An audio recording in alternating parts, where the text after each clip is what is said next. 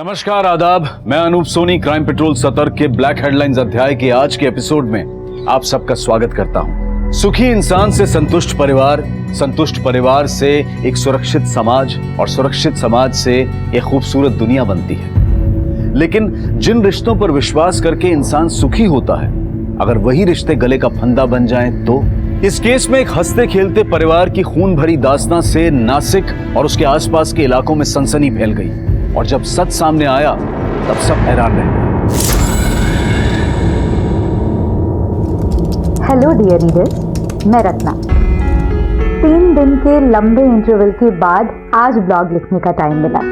क्या करें, 16 साल 7 महीने और 3 दिन हो गए मेरी प्रमोशन को।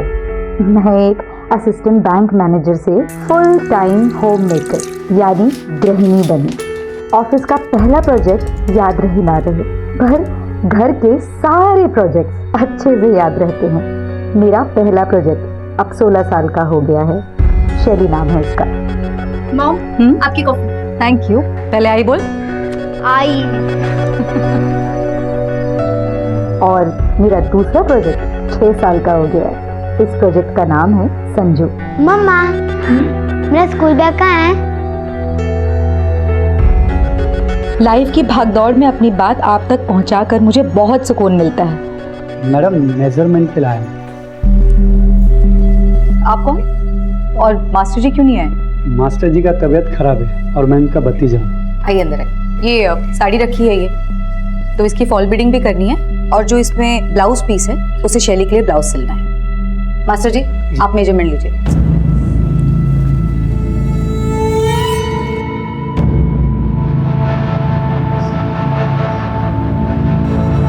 ब्रीथ आउट ब्रीथ इन करिए ना।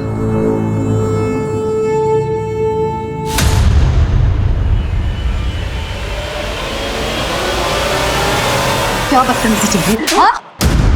निकल जाए यहाँ से और दोबारा अपनी शक्ल मत दिखाना। निकल यहाँ से।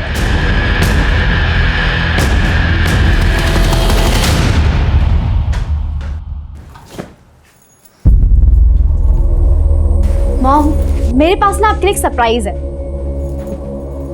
सी, देखो तो ऑनलाइन ना डिस्काउंट चल रहा था, इसलिए मैंने बाय किया। कल रात ही डिलीवर हुआ है। आप ये पहन के बहुत अच्छे लगोगे। प्लीज प्लीज प्लीज एक बार।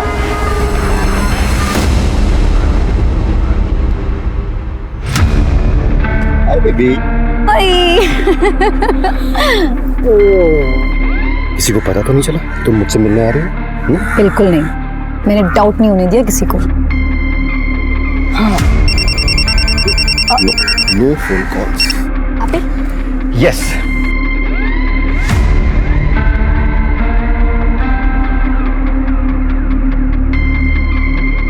वैसे एक बात कहूँ, ऐसे चोरी चोरी प्यार करने का ना मजा ही कुछ और है। कब तक हम इस तरह से वेट करते रहेंगे, चुप चुप करके मिलते रहेंगे? जैसे बहुत खूबसूरत लगेगा। अच्छा,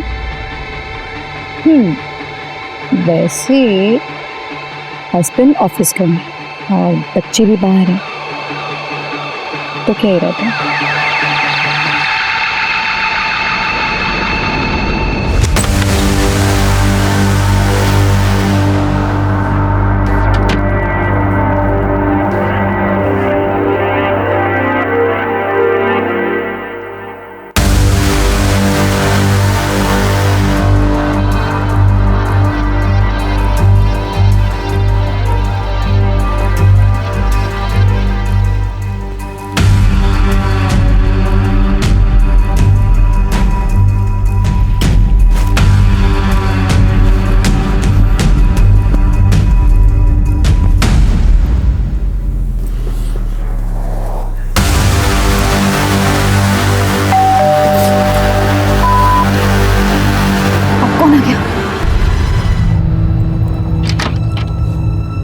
मैम, आप यहाँ?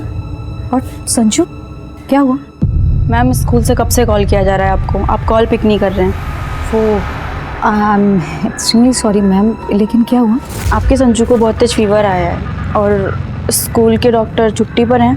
हमने सोचा अगर आप इसे अपने फैमिली डॉक्टर को दिखाएंगे तो ज़्यादा बेहतर होगा। ठीक है ma'am, thank you so much. Okay, take care. Sanju, क्या हुआ? सुबह तक तो ठीक था, फिर अचानक से क्या हुआ? पापा क्या हो बेटा, वॉमिटिंग हुई क्या? इसे डॉक्टर के पास लेकर चलते हैं। मैं बस चेंज करके आता हूँ। हाँ जी।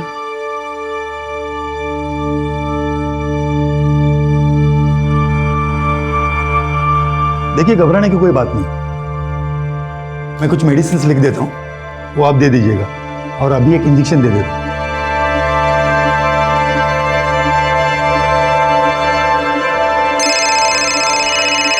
विजय का फोन आ रहा है। ठीक है, आप देखिए। हाँ विजय, नहीं, मैं ऑफिस नहीं आ पाऊंगा आज। संजू की तबीयत खराब है। चल बाय। क्या हुआ? अर्जेंट है तो चले जाइए ना। संजू की तबीयत खराब है, कैसे जा सकता हूँ मैं? तो वो यहाँ पर कौन सा अकेला है? मैं हूँ ना उसके पास। और वैसे भी मेरे रहते हुए ना आपको घर गृहस्थी की चिंता करने की कोई जरूरत नहीं है। आई एम सो प्राउड कि मुझे तुम जैसी वाइफ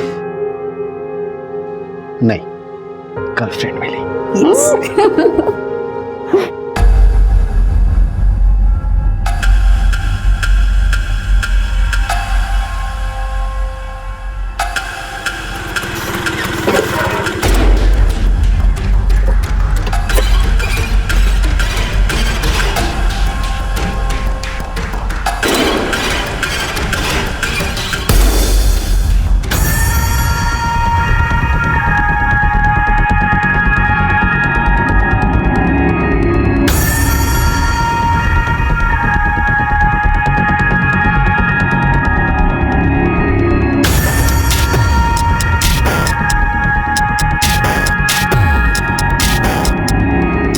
ओ लैला मजनू, इधर आओ। ये देखो इधर।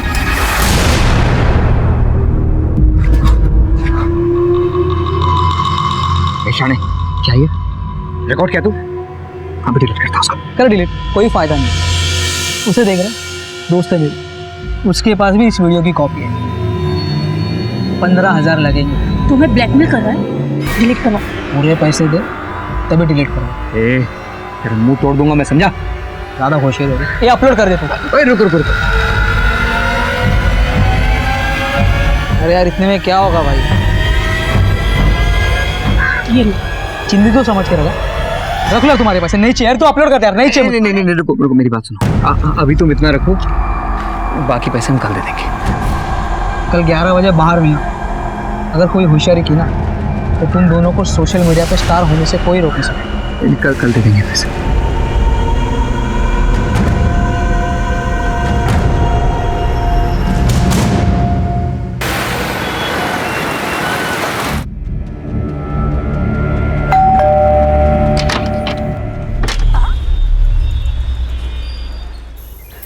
बाबा रे बाबा।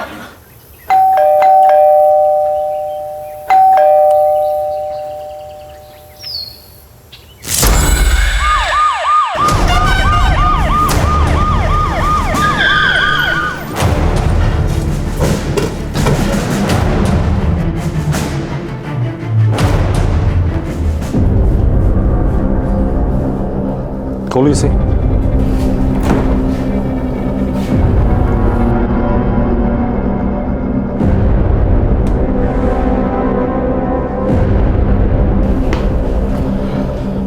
इनके अलावा घर में और कौन कौन रहता है? शैली मैडम।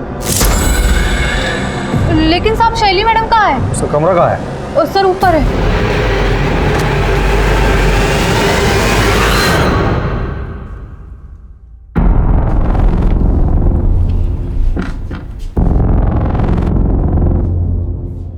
यही शैली है?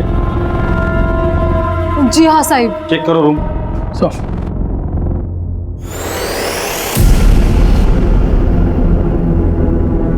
ये शैली का मोबाइल है? हाँ मैडम का लॉक है। ताज्जुब की बात है, आजकल के बच्चे खाना खाना भूल जाते हैं लेकिन मोबाइल साथ में लेकर जाना नहीं भूलते। इसका मतलब शैली अपनी मर्जी से यहाँ से गई है या कोई जबरदस्ती उठाकर लेकर गया है। फोन को साइबर टीम में भेज दो। महेंद्र, शैली की फोटो खींचो, हर पुलिस स्टेशन में सर्कुलेट कर दो और पेट्रोलिंग टीम को भी अलर्ट कर देना। और शैली के बारे में और इन्फॉर्मेशन इनसे ले लेना। राजदीप मेरे साथ हो। सर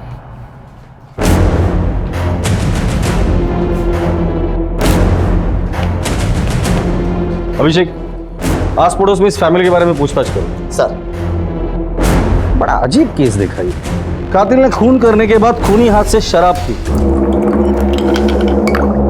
फ्रिज खोला, खाना लिया, खाना खाया और चुपचाप चला गया। ये जरूर साइको किलर होगा जो खून करने के बाद अपने किए का जश्न मना कर गया है।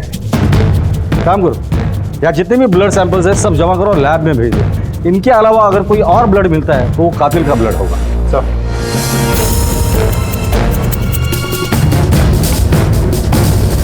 सर ये कुछ बताना चाहती हूँ। बोलिए। वो सर कल सुबह ना क्या बदतमीजी चल रही है? हाँ? निकल जाए यहाँ से। छोड़ना नहीं मैं तुम्हारा। निकल यहाँ से। तूने किया ना ये सब? हाँ, तू कल शैली को घूर रहा था जिसकी वजह से उसकी माँ ने तुझे मार के बेइज्जत करके घर से निकाल दिया था। खरा है साहब, लेकिन मैंने किसी को नहीं मारा। तेरे जैसे घटिया लोग ही ऐसा काम कर सकते हैं। सच सच बता दे, वरना जिस गंदी नजर से शैली को देख रहा था ना, वही तेरी आखिरी निकाल कर हाथ में दे दूंगा। चल बता, शैली को कहाँ छुपा कर रखा है? सच में साहब, मैंने किसी को नहीं, कुछ भी नहीं किया साहब मैंने। तू ऐसे नहीं बोलेगा राजदीप। इसे बेहोश होने तक मारना, फिर होश में ला और फिर मार।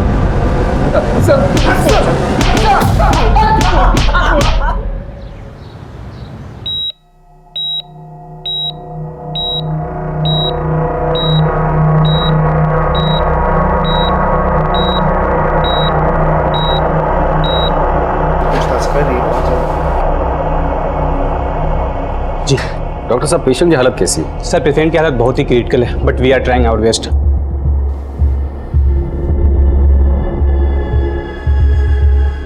सुख और शांति से जीना हर इंसान, हर परिवार का सपना होता है, और बिल्कुल ऐसा ही जीवन जी रहे रत्ना के परिवार पर टूटे कहर ने आसपास के सभी लोगों के दिल दहला दिए। रत्ना, अमर और शैली की लाइफ की परतें खुलने लगी और आम जनता के साथ साथ पुलिस भी हैरान हो गई। सर, रत्ना के घर पे जो मोबाइल्स मिले थे वो अनलॉक हो गए। शैली के मोबाइल पे किसी रवि और जिग्नेश के मैसेजेस आए हैं। मैसेज में ऐसा लिखा है कि अपनी माँ को कहो किसी के सामने मुंह ना खोले वरना। बात करो दोनों से। सर, दोनों के मोबाइल कंटिन्यूसली स्विच ऑफ है। कॉल रिकॉर्ड्स निकालने के लिए कह दिया है। एक और बात सर, कल रात रत्ना बार बार शैली को फ़ोन कर रही थी। लगता है कोई टेंशन चल रहा था। शैली ने फ़ोन नहीं उठाई तो रत्ना ने शैली की फ्रेंड कविता को फ़ोन किया। कविता? सर शैली अपने माँ से कल झूठ बोलकर हमारे सीनियर से मिलने गई थी। अच्छा मॉम, मैं कविता के यहाँ जा रही हूँ, मुझे असाइनमेंट कंप्लीट करना है, मैं रात को आ जाऊँ। तब उसने घर पर झूठ कहा था कि वो मेरे घर पढ़ाई के लिए आ रही है, पर जब रात को उसका मोबाइल नहीं लग रहा था तब रत्ना आंटी ने मुझे कॉल किया। फिर मुझे उन्हें सब सच बताना पड़ा कि शैली जिग्नेश और रवि के साथ पार्टी कर रही है। फिर मुझे रत्ना आंटी को जिग्नेश के रूम पे लेके जाना पड़ा। क्या चल रहा है यहाँ पर ये सब? हाँ, क्या कर रहे थे तुम मेरी बेटी के साथ? बोलते करे पूछ रही हूँ मैं तुमसे कुछ।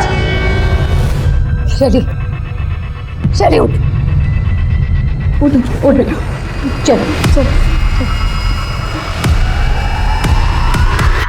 एक बात और, जो हरकत तुम लोगों ने मेरी बेटी के साथ की है, दोबारा ये हरकत तुम लोग किसी भी लड़की के साथ ना कर सकते। इसलिए तुम्हारी इस करतूत के बारे में ना मैं सिर्फ तुम्हारे पेरेंट्स को नहीं कंप्लेन करूंगी, उसकी कंप्लेन मैं तुम लोगों के कॉलेज में करूंगी और पुलिस में करूंगी।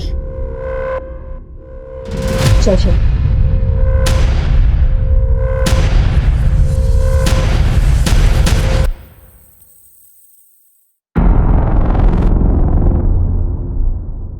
सर मैं कल रात यहीं पे रत्ना आंटी को लेके आई थी। ये जिग्नेश और रवि, इन दोनों के मोबाइल सर्विलेंस पे डाल दो और उनके माँ बाप से बात करो। अगर वो कुछ नहीं बताते तो उनके मोबाइल भी सर्विलेंस पे डाल दो और उनके डेबिट कार्ड, क्रेडिट कार्ड दोनों पे नजर रखो। इन दोनों के फोटोज हर जगह पे सर्कुलेट करो।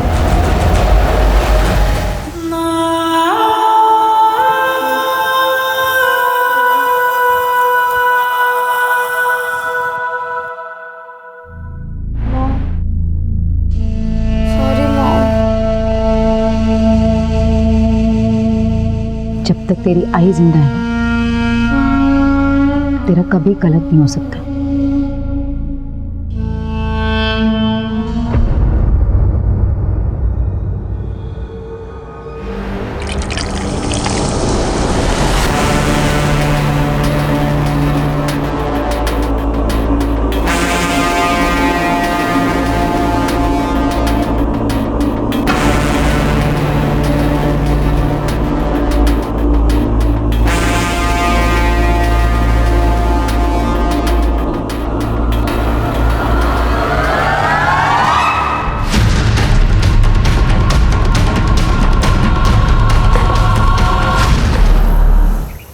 सर, ये विजय है, अमर के बिजनेस पार्टनर। बस अब बता सकते कि अमर की किसी के साथ दुश्मनी थी, लड़ाई झगड़ा, या अमर को किसी ने धमकी दी थी? जी हाँ सर, एक्चुअली मैं वही बताने आपको आया हूँ कि कल रात। देखिए लियाकत जी, आप ये ठीक बात नहीं कर रहे हैं, ठीक से बात कर। क्या कर लेगा रे तू? क्या कर लेगा? लियाकत, हाँ, चुप रहे तो। क्या करेगा तू? काम बंद करेगा ना? चल काम बंद करके निकल। तुझे क्या लगता है तू अकेला ही है? हाँ, ये टाइल्स और मार्बल्स का सप्लायर। हमारा 11 लाख रुपए पहले क्लियर करिए, उसके बाद आपको जिससे काम करवाना आप करवा सकते हैं। मैं बोल रहा हूं ना तेरे को। लियाकत अली, हाँ सर। चला चलो इसको।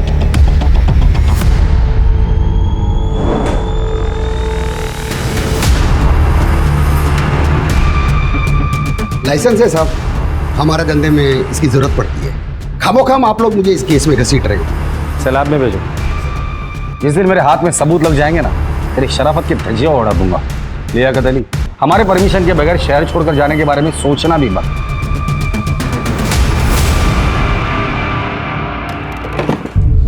अमर को होश आ गए? नहीं सर, अभी बेहोश है सर। डॉक्टर उसे रिवाइव करने की पूरी कोशिश कर रहे हैं। सर, रत्ना और अमर के मोबाइल में किसी योगेश ने धमकी भरे मैसेजेस भेजे थे। योगेश कौन है? पता लगा लिया सर?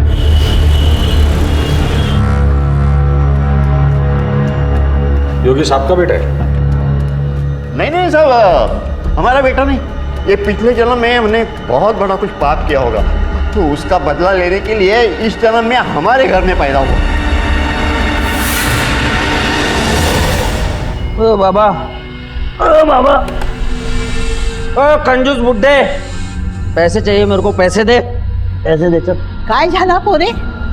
तू खाना परोस चल। अरे कितनी बार तेरे को बोला, हाँ, काही तेरी नौकरी कर, काम धंधा कर, ये धंधे छोड़ दे। फालतू शिकवायचं नाही मला, कच जायचं नाही माझ्या। ए बाबा, तेरे सामने हाथ जोड़ता हूँ, जा तू जा, निकल जाए यहाँ से। योगेश इस वक्त कहाँ है? मालूम नहीं सर, मेरे बीच में एक बार उसका कोई रात को दोस्त आया था, रात भर उन्होंने दारू पी, सुबह उठ के चले गए। दोस्त के साथ वो गया था, आप जानते हैं उसे? क्या उसकी शक्ल याद है? नहीं सर, माझ्या डोळ्यात मोठी बिंदू आहे, स्पष्ट दिसत नहीं। योगेश के बारे में अगर कुछ पता चलता है तो सबसे पहले आप हमें इन्फॉर्म करेंगे।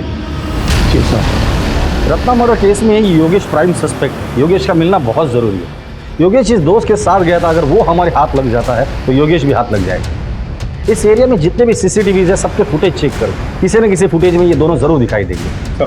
सर,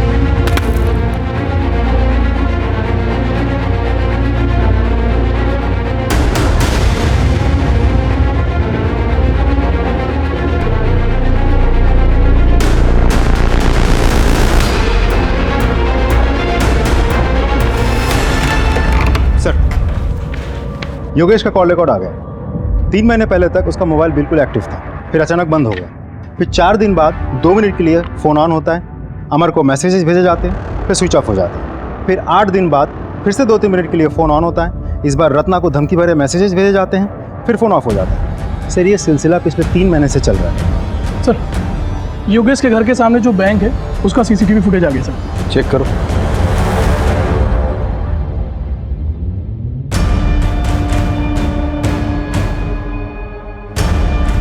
यही वो आदमी जिसके साथ योगेश 3 महीने पहले कहीं चला गया था। इस आदमी के जरिए हम योगेश तक पहुंच सकते हैं। पता करो ये आदमी है कौन और कहाँ रहता है।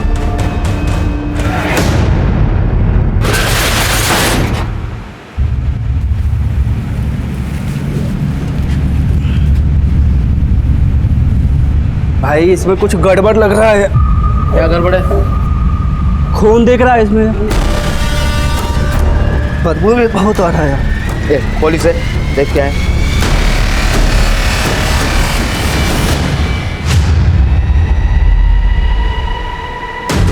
Hello police. Sir, AB road पे एक टेम्पो में लाश मिली है सर। वो लाश हमारे वहाँ दर्ज मिसिंग कंप्लेन की फ़ोटो के साथ मैच होती है। एक बात और सर, वो टेम्पो जिस मित्तल ट्रेडर के वहाँ से लोड हुआ था वो भी हमारे ही जुरिडिक्शन में आता है। ठीक है, जी केस का चार्ज ले लो और जिन लोगों ने मिसिंग कंप्लेंट दर्ज की थी उनको बुलाकर बॉडी की शिनाख्त करवा दो।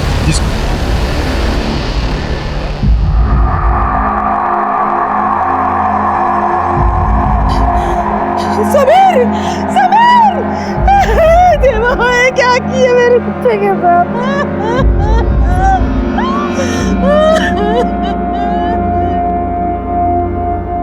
मैं आपका दर्द समझ सकता हूँ पर तहकीकात तो हमें करनी ही पड़ेगी। समीर ने आपको कभी बताया था कि उसे कोई धमकी दे रहा है या उसका किसी के साथ लड़ाई झगड़ा ऐसा कुछ? नहीं साहब, ऐसा कुछ भी नहीं। हमें समीर के सामान की तलाशी लेनी होगी, शायद वहां से हमें कुछ क्लू मिल जाए। जी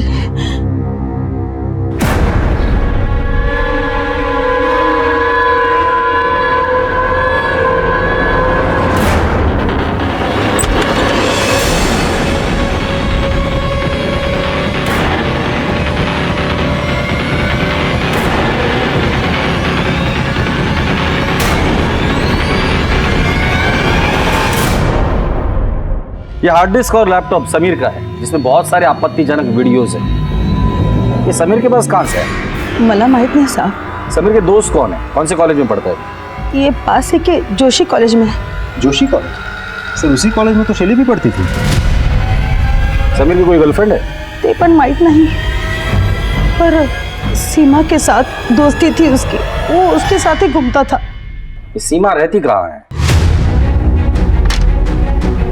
आइए सर, ये सीमा का रूम है सर। तलाशी लो। सर सीमा यहाँ कितने सालों से रेंट पे रह रही है? सर 2 साल से रह रही है। उसका परमानेंट एड्रेस है? जी सर है।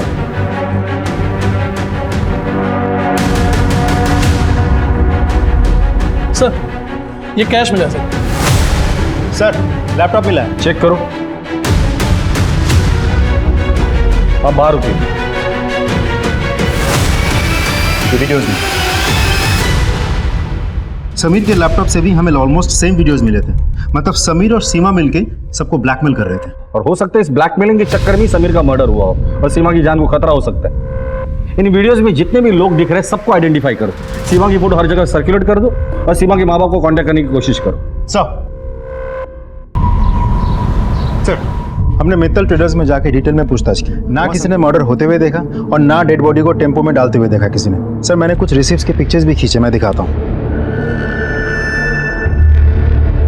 ये भी सर, ये सारे रिसिप्ट्स मैंने खुद चेक किए हैं, ऑल क्लियर है, कुछ भी सस्पिशियस नहीं दिख रहा है सर।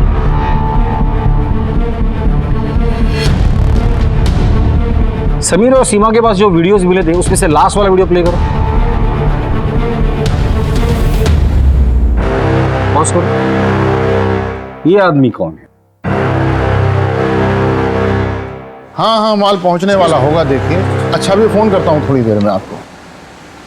जी ये जो लड़का पीछे खड़ा है ये कौन है? अरे ये तो मेरा छोटा बेटा सूरज है। सूरज जी। समीर को क्यों मारा और सीमा कहाँ है? सर मैंने समीर को नहीं मारा सर, और मुझे नहीं पता कि सीमा किधर है। समीर के लैपटॉप में तुम्हारे एक एमएमएस मिला है। वो औरत कौन है? कौन है? सर वो मेरी दोस्त है, कंचन। कंचन की सीमा कहाँ है? सर मुझे नहीं मालूम है। सूरज तुम्हारे पिताजी के दुकान में लोड हुए टेम्पो में समीर की लाश मिली है। समीर को क्यों मारा, कहाँ मारा और कैसे मारा? सर हम सच कह रहे हैं, हमने समीर को नहीं मारा सर। हमने तो उसे पूरे पैसे भी दे दिए थे वीडियो डिलीट करने के। ठीक है अभिषेक, प्रीति, जब तक ये लोग सीमा का पता नहीं बताते इनकी अच्छे से खातिरदारी करनी। सर हम सच बोल रहे हैं, हमें कुछ नहीं मालूम। हमें नहीं मालूम मेरे को। साहब मेरी बीवी को कब छोड़ देंगे आप? अभी पूछताछ चल रही है। लेकिन उसका कसूर क्या है? अब सुन नहीं पाएंगे। साहब बताइए ना। आपके बीवी का उसके दोस्त के साथ एमएमएस मिला है और जिन लोगों ने ये बनाया था एक का मर्डर हुआ है और दूसरी गायब है। सुन लिया आपने? अब जाइए। सर खबरी से पता चला है कि रत्ना की सुपारी निकली थी सर। फिर ये भी सुनने में आया कि सुपारी वापस हो गई। रत्ना की सुपारी? और वो तो एक हाउस वाइफ है, उसकी सुपारी कौन देगा और क्यों देगा?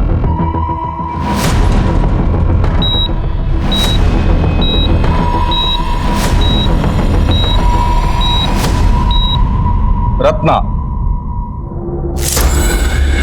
पहला सस्पेक्ट योगेश, जो उसे धमकी भरे मैसेजेस भेजता था। जिग्नेश और रवि,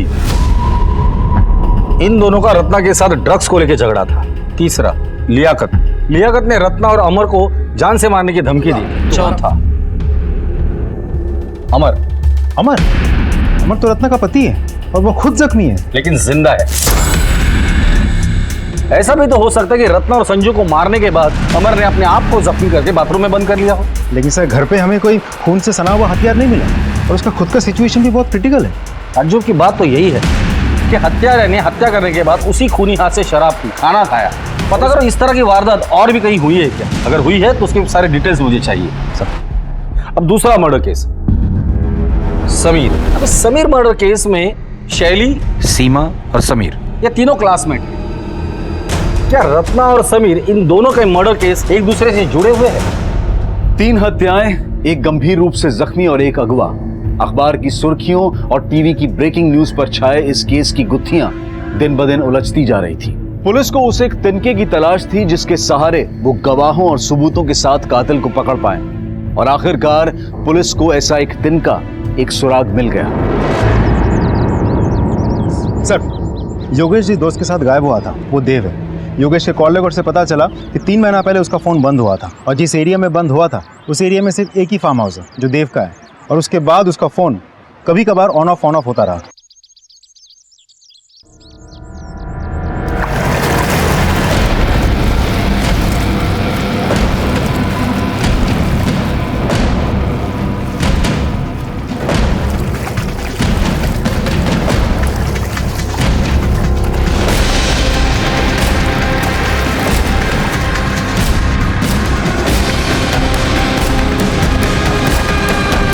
क्या आप योगेश को जानते हैं? जी, कॉलेज में हम लोग क्लासमेट थे। 3 महीने पहले योगेश आपके साथ उसके घर से निकला था, फिर इसी एरिया में आकर उसका फ़ोन हमेशा के लिए स्विच ऑफ हो गया था, फिर रेयरली ऑन हुआ। ऐसा क्यों? हाँ, याद आया। हुआ यूँ था सर कि वो ऐसे ही तफरी करने आया था, उसकी मोबाइल की बैटरी ख़त्म हो गई थी। अब मेरा और उसका मोबाइल सेम तो था नहीं कि वो मेरा चार्जर यूज़ कर पाता। फिर उसके बाद वो उसी दिन वहाँ से चला गया। वैसे भी योगेश को मोबाइल की इतनी परवाह नहीं थी, बड़ा अजीब बंदा है। उसके बाद उसने मुझे कोई कांटेक्ट नहीं किया। एक आध बार मैंने ही उसका नंबर डायल किया था और मोबाइल स्विच ऑफ था। योगेश के फादर का कहना है कि वो मवाली या टपोरी टाइप का था। वैसे उसका अमर के साथ किस बात का झगड़ा था? ये बहुत पुरानी कहानी है सर। एक्चुअली कॉलेज में योगेश को रत्ना से प्यार हो गया, पर योगेश की गुंडागर्दी, मारपीट के चलते रत्ना उसे कैसे चाहती। रत्ना को अमर अच्छा लगा और उससे प्यार हो गया और बाद में शादी कर ली। यही बात योगेश को बहुत बुरी लगी, तभी से वो जिल्टेड लवर बन गया। सोचा नहीं था कि कॉलेज की दुश्मनी अभी तक चलेगी और रत्ना का वो मर्डर कर देगा और अमर पर भी जानलेवा हमला करेगा। योगेश अगर आपको कांटेक्ट करता है या उसके बारे में आपको कुछ भी पता चलता है तो सबसे पहले आप हमें इन्फॉर्म करें। जी सर, थैंक यू। हेलो, हाँ, ओके सर। जिग्नेश के पिताजी ने इगतपुर के एक लॉज में 40,000 रुपये ट्रांसफर किए हैं। प्रशांत, गाड़ी घुमाओ।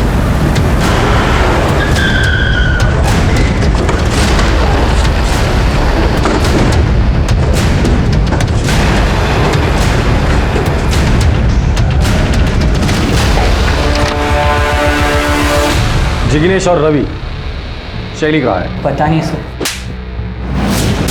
मुझे तो पता होगा ना? नहीं सर, मुझे नहीं पता है। नहीं पता?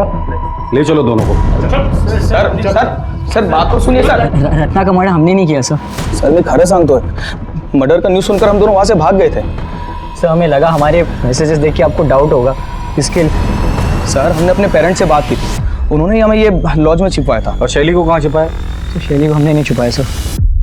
राजदीप सर, ये लोग तो मुझे कुछ बता ही नहीं रहे, शायद तुम्हें कुछ बता दे। जरा अपने तरीके से इन्हें पूछ लेना। सर हमारी दोस्त सर कल हम डिस्ट्रिक्ट कोर्ट गए थे एक पेशी के लिए। वहाँ विजयनगर और संभाजी नगर पुलिस स्टेशन के कांस्टेबल्स कह रहे थे कि उनके एरिया में एक सिमिलर केस हुआ है, जहाँ एक हत्यारे ने महिला के साथ रेप किया, हत्या की, शरीर के सारे गहने चुराए, आराम से खाना पीना खत्म किया और निकल गया। ये दोनों केसेस की फाइल मंगा लो और ये दोनों केसेस में जो हस्बैंड है उनको भी बुलाओ। सर केस जल्द से जल्द क्रैक करना होगा। Right sir. Ratna murder case की छानबीन चल ही रही थी कि तभी पुलिस को एक और लाश मिली। फोन किसने किया था? सर मैंने किया था। राजीव अंदर जाके देखो कुछ मिलता है क्या? किसकी बॉडी है ये? सर मुझे नहीं पता था, 15 दिन पहले ही मुझे कोर्ट से इसका कब्जा मिला है। सर तो योगेश जोशी का ड्राइविंग लाइसेंस है। रत्ना मर्डर केस में हमें इसी की तलाश थी। तो फिर रत्ना को किसने मारा और इसको किसने मारा? बॉडी को पोस्टमार्टम के लिए भेज दो और इस बॉडी के डीएनए इसके फैमिली के साथ मैच करके देखो। सर इससे पहले इस जमीन का मालिक कौन था? देव देसाई।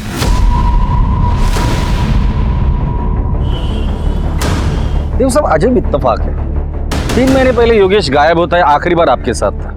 फिर योगेश का फोन बंद होता है आप ही के यहाँ पर। अब योगेश की लाश मिल गई, वो भी ऐसी जमीन पर जिस पर आपका कब्जा था। अब तो बताइए योगेश को क्यों मारा? मैंने योगेश को नहीं मारा। राजीव घर की तलाशी लो। सर आप बिना वारंट के अंदर नहीं जा सकते। ये वारंट चलेगा या इनसे भी वारंट दिलाओ? सर मेरी बात सुनिए। सर मेरा यकीन कीजिए कुछ नहीं है। सर आपको कुछ नहीं मिलेगा। इस कमरे में क्या है? सर ऐसे ही कोई पुराना सामान रखा हुआ है। चाबी दीजिए उसकी। सर वो खो गई है। महेंद्र हथौड़ा लेके आ। सर मेरा यकीन कीजिए कुछ नहीं है, आपको कुछ नहीं मिलेगा। तोड़ दे इसे। सर कुछ नहीं है सर। शैली खोलो इसे। सर इसने मेरी माँ और भाई को मार दिया और फिर मुझे यहाँ ले आया। इसे हॉस्पिटल लेके जाओ।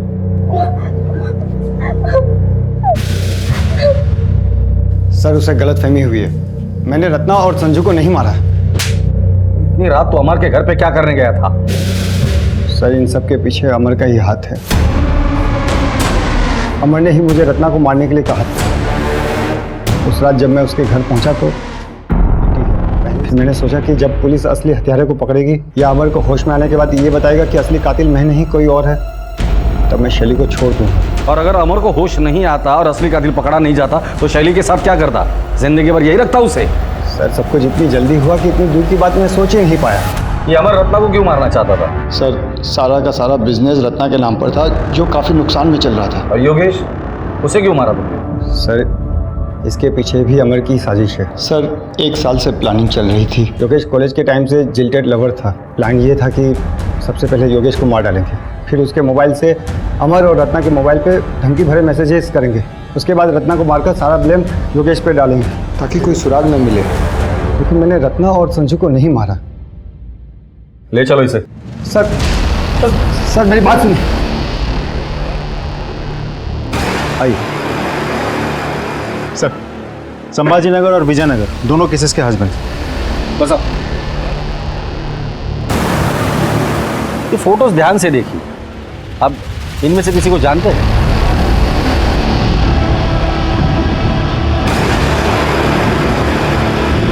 नहीं सर।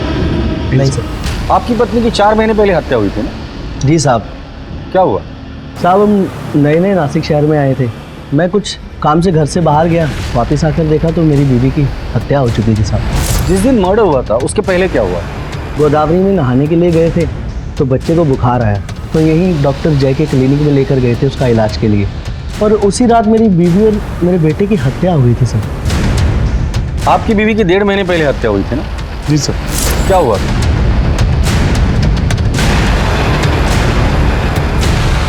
आप अपने बेटे का इलाज कराने डॉक्टर जय के क्लिनिक गए?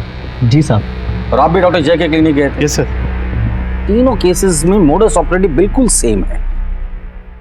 अब तो ये डॉक्टर जय ही हमें बताएगा इन तीनों मर्डर से उसका क्या कनेक्शन है। डॉक्टर साहब पिछले कुछ दिनों से शहर में एक अजीब सिलसिला शुरू है। संध्या अपने बच्चे के साथ आपके क्लिनिक में आती है, उसी रात संध्या के साथ रेप होता है और उसका मर्डर हो जाता है। फिर पूनम अपने बच्चे के साथ आपके क्लिनिक में आती है, उसी रात पूनम के साथ भी उसका रेप होता है, उसका मर्डर हो जाता है। फिर रत्ना आपके क्लिनिक में आती है और उसी रात तीनों केसेस में मोडस ऑपरेंडी सेम है। कातिल पहले रेप करता है, फिर मर्डर, फिर उसी घर में शराब पीता है, खाना खाता है और चला जाता है। और हमने सुना है आपको भी खाने पीने का बहुत शौक है। देखिए साहब, मैं एक डॉक्टर हूँ, कोई कातिल नहीं। लोगों को बचाना मेरा काम है, उनको मारना नहीं। रत्ना का मर्डर जिस दिन हुआ था उस रात आप कहाँ थे? सर मैं कॉन्फ्रेंस में था। आपके क्लिनिक में और कौन कौन काम करता है? एक कंपाउंडर और एक नर्स। ठीक है, जरूरत पड़ेगी तो दोबारा आएगी।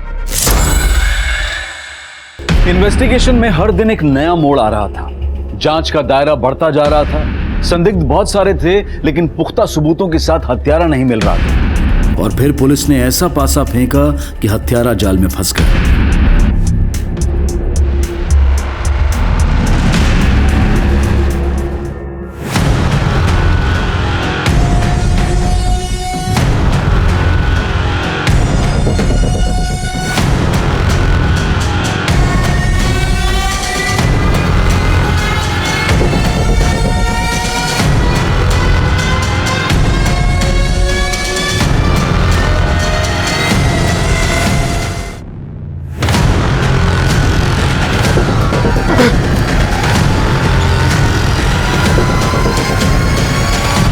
तो चेक यहाँ कंपाउंडर हो ना? मैं बहुत सीधा साधा आदमी हूँ। मैं सीधी सादी जिंदगी चाहता था। मैं जब काम करके घर जाता था तो चाहता था कि मेरी बीवी मुझसे 2 मीठे बोल बोले, प्यार मोहब्बत से बात करे। मेरी गलत लड़की की शादी हो गई थी, सब जीना हराम हो गया था। वो चाहती थी कि उसका पति दिन रात मेहनत करके उसके हाथ में पैसे दे। तुम्हारी तनख्वाही कितनी है जो तुम मुझे दोगे, उसमें से भी काट कर? पिछले महीने भी तो दिया था तुमको, कुछ बचे हुए। हाँ तो पिछले महीने क्या कितना दे दिया था? अरे मेरी तो किस्मत ही फूटी है जो तुमसे शादी हुई मेरी। हाँ तो कमाते हो अच्छा, न शक्ल अच्छी है, नहीं रहना है मुझे तुम्हारे साथ। उसको मेरा चेहरा, मेरा शरीर, मेरा घर, मेरा कपड़ा, मेरा विचार कुछ भी नहीं पसंद आता था। क्लिनिक में जब भी मैं किसी औरत को देखता कि वो अपने पति को प्यार से उसका ख्याल रख रही है तो मुझे जलन होने लगती थी। मैं उसको पाने के लिए बेचैन हो जाता। इसलिए केस पेपर से उसका एड्रेस लेके मैं उसके घर पहुंच जाता था। सोनिया और पूनम से मैंने खूब मजा लिया, लेकिन रत्ना के केस में मुझसे गड़बड़ी हो गई।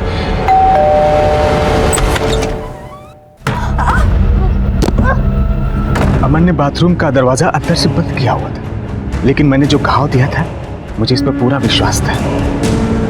खून बहेगा और मर जाएगा। तभी मैं वहां से चला गया। अमर को मारने का प्लान नहीं था, लेकिन उसने मुझे देख लिया था तो क्या करता साहब?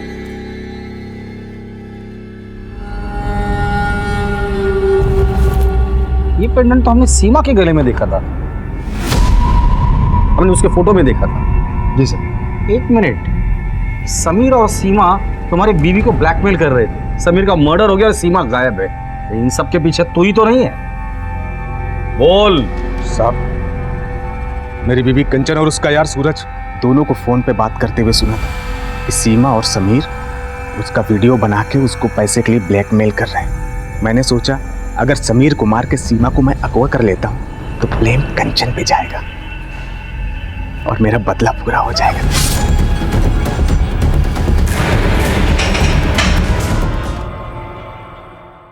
अधूरे सपने अच्छे इंसान को फिर से संघर्ष करने की प्रेरणा देते हैं, लेकिन अगर उसका दिमाग, उसका मन ईर्ष्या से ग्रसित हो जाए तो वो उसे गुनाह के रास्ते पर ले जाते हैं। भागीरथ के साथ यही हुआ था। सुशील, संस्कारी और पति से प्रेम करने वाली पत्नी ना मिलने से वो इतना डिस्टर्ब हो गया था कि उसने अपने संपर्क में आने वाली सुशील और संस्कारी महिलाओं को अपना शिकार बनाना शुरू कर दिया। अगर भागीरथ अपने मन में उठ रही नफरत और जलन के तूफान से सतर्क होता, चुभने वाले रिश्ते से सही समय पर मुक्ति पाता, तो वो सीरियल किलर नहीं बनता। भागीरथ, समीर, सीमा और देव को अपने गुनाहों की सजा मिली और अमर ने भी अपने किए का मोल चुकाया।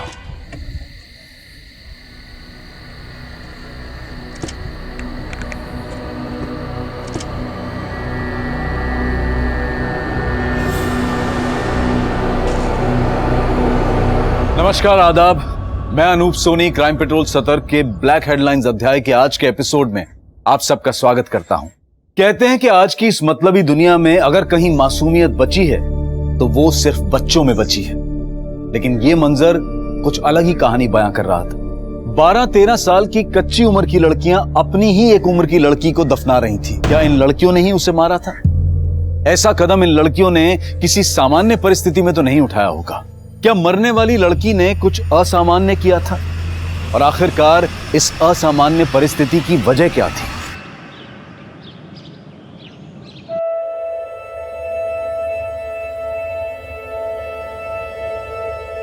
हैप्पी बर्थडे खुशी। देखो देखो हम तुम्हारे लिए क्या लेकर आए हैं।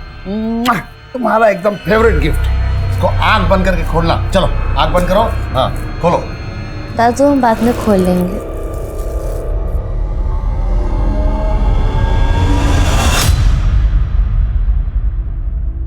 मम्मी पापा का याद आ रहा है? याद तो आ रहा है दादू, मगर उनके बारे में कुछ याद नहीं आ रहा। हमें कैसे खिलाते थे, हमें प्यार से क्या बुलाते थे। कोशिश तो की है मगर याद नहीं आया।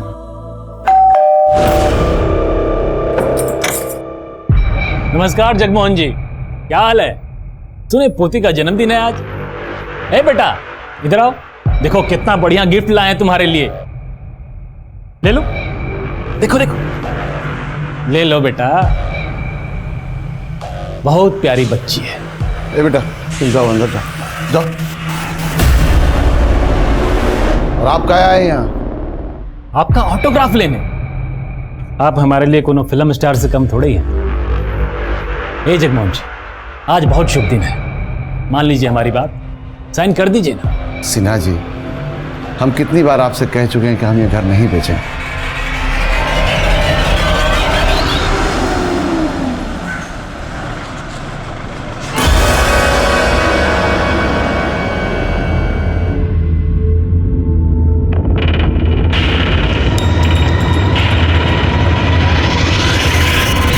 पिछले क्लास में हमने ये पढ़ा था कि हमारे महान नेताओं ने हमारे देश के लिए क्या क्या किया है। मधु, श्रेया कहाँ है? मैंने तो उसे सुबह क्लास में देखा था। पता नहीं मैडम, ब्रेक के बाद दिखी ही नहीं। दिखी नहीं का मतलब? बंसी। हाँ मैडम। अच्छा, तुमने 9th स्टैंडर्ड की श्रेया मिश्रा को स्कूल में देखा है? नहीं मैडम, हमने तो नहीं देखा। अच्छा, एक काम करो, स्कूल के ग्राउंड में और पूरे स्कूल में चेक करो, अगर वो कहीं दिखती है तो प्लीज मुझे बता देना। जी मैम।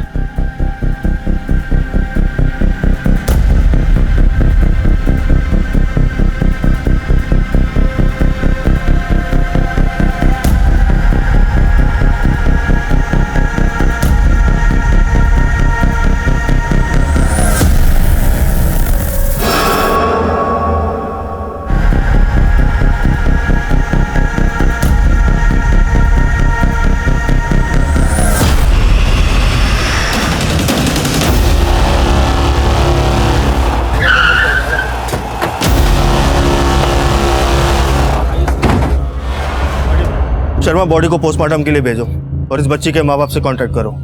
सर, हमने इन्फॉर्म किया इसके पेरेंट्स को। आप कौन? जी, हम प्रजक्ता मंडल, इस स्कूल के प्रिंसिपल। लेकिन श्रेया यहाँ बैक गेट पर करने क्या आई थी? आपके स्टाफ का भी कहना है कि ये दरवाजा बंद रहता है और स्टूडेंट्स भी यहाँ आते जाते नहीं है। सर, हमें नहीं पता, हम सब इसी बात से हैरान हैं। लेकिन किसी ने तो श्रेया को यहाँ आते हुए देखा। हमारी बिटिया क्या होगा? साहब, खुशी नाम है हमारी पोती का।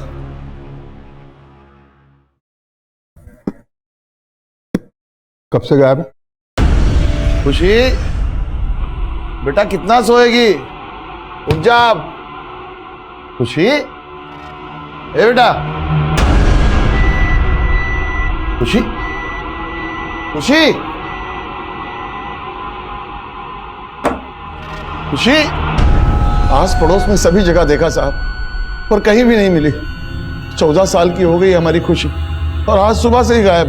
देखो चाचा, ज्यादा तनाव मत लीजिए, गई होगी आपकी पोती किसी सहेली के घर, आ जाएगी शाम। नहीं नहीं साहब, कहा ना, सब जगह देख लिया, कहीं भी नहीं मिली। चाचा अभी अपने घर जाओ, अगर आपकी पोती रात तक नहीं लौटी ना तो सुबह बताना हमें। कैसी बात कर रहे हैं आप? हमारी पोती सुबह से गायब है और आप कह रहे हैं कल ढूंढेंगे। अगर आपकी बेटी होती तो। ओए चाचा, ये फिल्मी डायलॉग बाजी यहाँ नहीं करना, इस उम्र में लड़कियों के पैर फिसल जाते हैं। गई होगी अपने किसी आशिक के पास, उसी के पास मिलेगी। जाओ, निकलो यहां से, जाओ।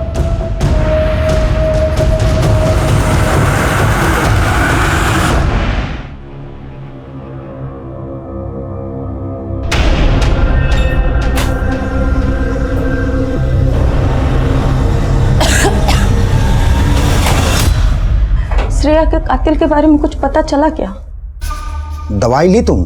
दवाई का छोड़िए, हम क्या कहते हैं, हमें नहीं लगता है पुलिस वालों से कुछ हो पाएगा। हमें ही किसी बड़े अफसर से बात करना होगा। संभालो अपने आप को। देखो, अब हम कुछ भी कर लें, श्रेया तो वापस नहीं आएगी ना। बेहतर यही होगा कि तुम श्रेया को भूल जाओ। सर, श्रेया की पोस्टमार्टम रिपोर्ट के मुताबिक श्रेया की मौत सर पे चोट लगने की वजह से ही हुई थी। सेक्सुअल असॉल्ट का कोई क्लू? नहीं सर। एक स्कूल जाने वाली बच्ची को उसी के स्कूल में कोई क्यों मारेगा? स्कूल के पीछे वाले गेट की चाबी जिन 4 लोगों के पास थी, उनसे बात हुई? सर, 3 लोगों से तो बात हो चुकी है, लेकिन चौथे शख्स से बात नहीं हुई। स्कूल का स्वीपर प्रकाश कुमार, जिस दिन श्रेया का मर्डर हुआ उसी दिन से गायब है। उसका फोन ट्रैकिंग पे डालो। सर, मैंने फोन ट्रैक किया, उसका फोन भी श्रेया के मर्डर वाले दिन से ही बंद है। शर्मा, ये इत्तेफाक नहीं हो सकता। जिस दिन उस बच्ची श्रेया का मर्डर हुआ उसी दिन से ये स्वीपर प्रकाश भी गायब है। एक काम करो, इस प्रकाश की कुंडली निकलवाओ और अपने खबरियों से बोलो काम पे लग जाए। फाइनली एक सस्पेक्ट तो मिला हमें। सर सस्पेक्ट तो एक और भी है, श्रेया का फादर मिलिंद। कोई खास वजह? श्रेया को ब्रोन का टेस्ट था और इस बीमारी के चलते अक्सर सांस लेने में तकलीफ होती है। सर श्रेया कई बार हॉस्पिटल में एडमिट भी रह चुकी है। सर इस बीमारी के ट्रीटमेंट में काफ़ी खर्चा आता है।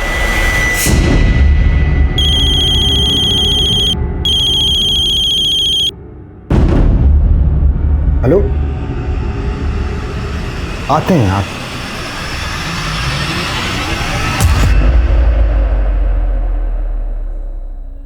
एक खुशी है लेकिन कुछ नहीं। और अब आए खुशी के दादू। अब खुशी खुश हो गई है ना। देखो बेटा, अब ऐसे ही हम लोग एक साथ हमेशा खुश रहेंगे। अगर ऐसे ही साथ रहेंगे तो बोर्डिंग स्कूल काहे भेज रहे हो हमें? हमारे यहाँ के सारे दोस्त हमसे दूर हो जाएंगे और हमें आपको छोड़ के नहीं जाना है। हम इस स्कूल में नहीं पढ़ सकते का? खुशी बेटा, तुमको अपने से दूर करना का हमको अच्छा लगता है, पर क्या करें, मजबूरी है हमारी। अब हम बूढ़े हो रहे हैं, हाँ, और ठीक से तुम्हारा परवरिश भी नहीं कर पा रहे हैं। दादू हम कुछ नहीं जानते। हम आपको और अपने दोस्तों को छोड़कर ना कहीं नहीं जाएंगे, बता दे रहे हैं। अरे बेटा,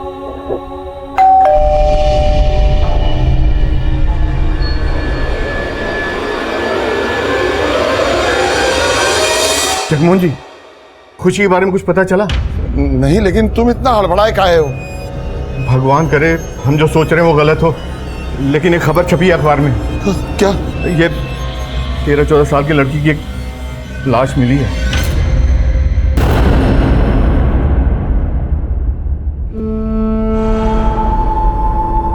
ये हमारी खुशी नहीं है।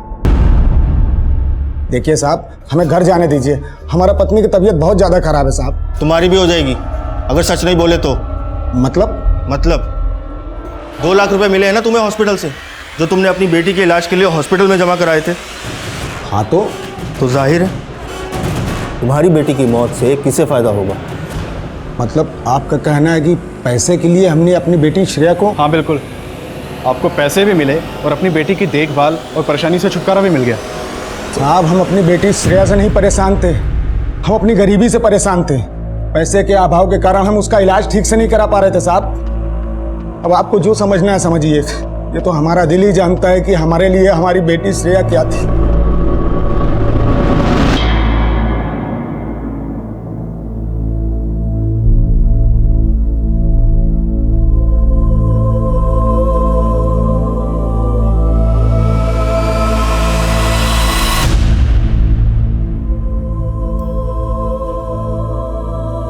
अरे वाह खुशी, तुम तो बहुत अच्छा ड्राइंग बनाती हो।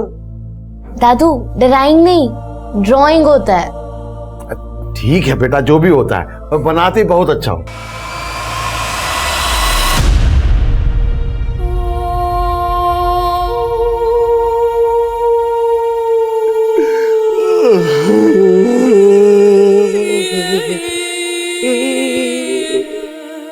एक तरफ श्रेया मर्डर केस में पुलिस हर मुमकिन एंगल टटोल रही थी और वहीं दूसरी तरफ खुशी मिसिंग केस।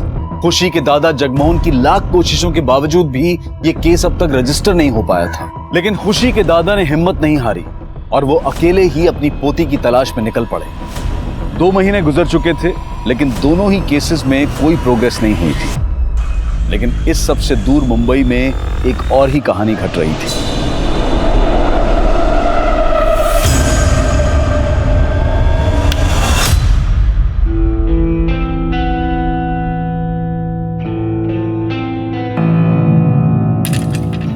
कैसा लगा?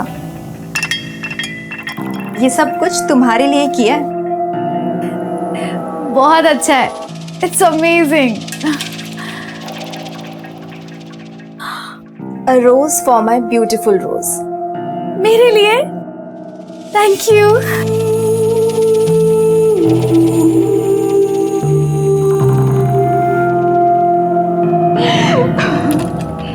किस्मत अच्छी है मेरी, अच्छा तुम मुझे मिल गई।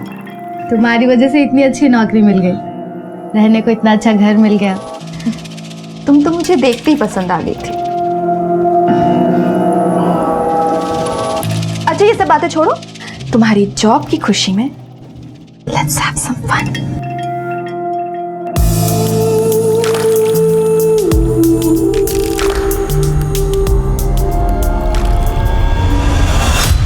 कोलकाता? तुम्हें कैसे पता चला तुम्हारी पोती कोलकाता में? हम खुद पता किए हैं साहब। बेटा हम जा कहाँ रहे हैं? चाचा, हर हफ्ते ना दर्जनों लड़कियां आती है यहाँ पर। पिछले 2 महीने में जितनी भी लड़कियां उठाई गई है ना, सबको पार्सल से पहले एक जगह पे रखा जाता है, वहीं लेके जा रहा हूँ। चलिए।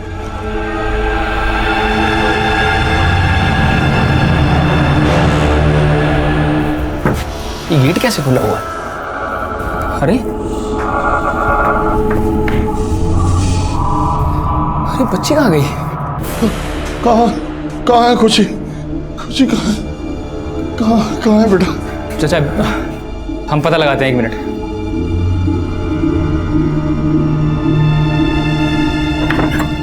हेलो, हाँ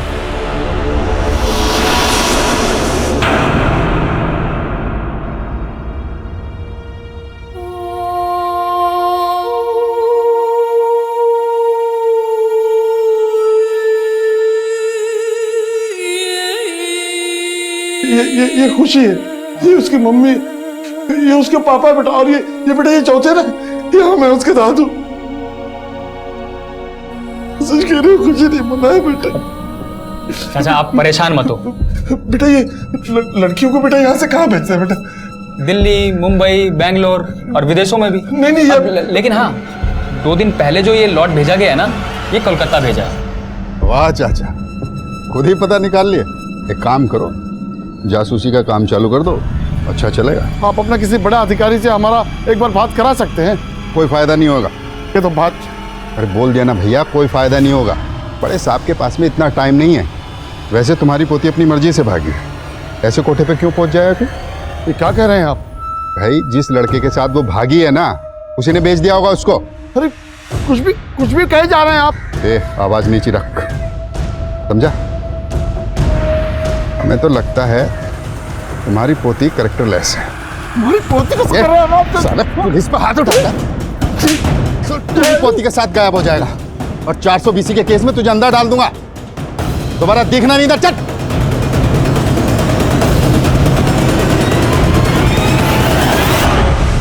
पुलिस कांस्टेबल ने खुशी के दादा के साथ जो बदसलूकी की थी, उसका वीडियो देखते ही देखते पूरे शहर में वायरल हो गया। हम खुद को बहुत बेबस महसूस कर रहे हैं। आप लोगों से विनती है कि हमारी खुशी को ढूंढने में आप हमारी मदद करें। ये उसका फोटो। देखा आपने किस तरह से एक सीनियर सिटीजन सिस्टम के हाथों परेशान हो चुका है। न्यूज़पेपर और टीवी में भी इसका संज्ञान लिया गया। पुलिस पर प्रेशर इस कदर बढ़ा कि खुद पुलिस कमिश्नर को इसमें हस्तक्षेप करना पड़ा। उस कांस्टेबल को सस्पेंड कर दिया गया, और जिस केस को अब तक रजिस्टर भी नहीं किया गया था, उसे टॉप प्रायोरिटी पर रखकर क्राइम ब्रांच को सौंप दिया गया।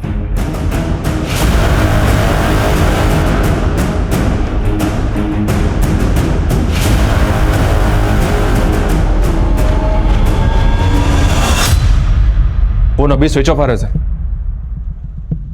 पड़ोसी से बात करते हैं। ओके।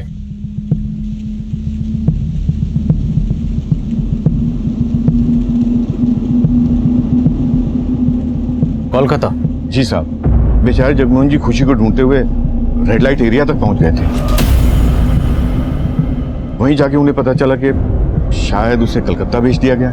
सर एक पड़ोसी ने बताया कि असलम नाम का एक पिंप है जिसने जगमोहन जी को इन्फॉर्मेशन दी कि खुशी कलकत्ता में है। सर पता चला है कि सनम बिल्डर्स का जगमोहन जी के साथ झगड़ा चल रहा था। हमको पता है कि मोहल्ले के लोग आपके दबाव में साइन कर दिए, लेकिन हम आपके दबाव में नहीं आएंगे। दबाव अभी हमने बनाया कहाँ है? जब हम दबाव बनाते हैं ना, तो आदमी दब के पिचक जाता।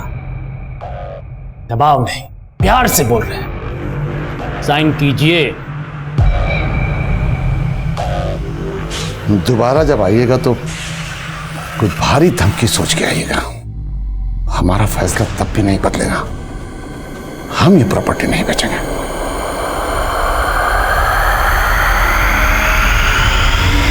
और इसी वजह से सनम बिल्डर्स का यहाँ न्यू रेजिडेंसी बनाने का प्रोजेक्ट अटका हुआ है। मिलर्स बिल्डर्स, और तुम असलम से बात करो। मैं कोलकाता जा रहा हूँ। Sir. Hi Karishma. Hi. I know you don't like me, लेकिन क्यों? क्योंकि मैं तुम्हारे मकान मालिक की बेटी हूँ? ऐसा कुछ नहीं है स्मृति।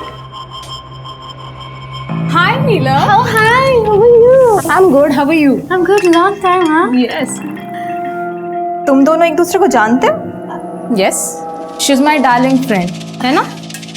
वैसे नीलम, ये तो करिश्मा का टॉप है ना? हम तो सब कुछ शेयर करते हैं। ओह, रियली? वैसे करिश्मा, तुम्हारी शादी कौन सी तारीख पर फिक्स हुई है? तुम्हें कैसे पता? मुझे तुम्हारे सारे सीक्रेट्स पता है। ए दरोगा बाबू, हम यहाँ के इज्जतदार बिल्डर हैं, ठीक है? हमारे खिलाफ ऐसा घटिया इल्जाम लगाने का सोचेगा भी नहीं। बहुत बड़ा मिस्टेक कर रहे हैं आप। मिस्टेक तो आपसे हो गई है सना साहब, टाइमिंग की। क्योंकि जिस दिन खुशी गायब हुई उसी दिन आपने मोहल्ले में रोड मैपिंग का काम शुरू करवा दिया। अब ये इत्तेफाक तो नहीं हो सकता। तो क्या लगता है आपको साजिश है? किसका? हम काम इसलिए शुरू कराए थे काहे कि हमारा पंडित जी बोले थे शुभ मुहूर्त है, हाथ से जाना नहीं चाहिए। अब जगमोहन जी को तो हम मोल भाव करके आज नहीं तो कल मना ही लेते। हम बिल्डर आदमी हैं, मकान बनाते हैं, किडनैपिंग का मंसूबा नहीं। हो गया बातचीत। अब हम आपका किसी भी सवाल का जवाब नहीं देंगे। आपको जो भी पूछना हो हमारा वकील के सामने पूछिएगा। चलते हैं।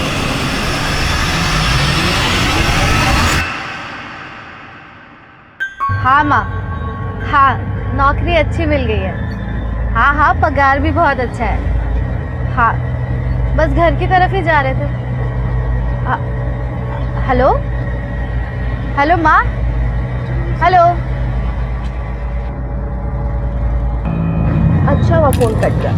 मुझसे बात करो। सच कह रहे हो, मेरी लाइफ का नहीं ये बेस्ट फेज है। भैया कितना हुआ?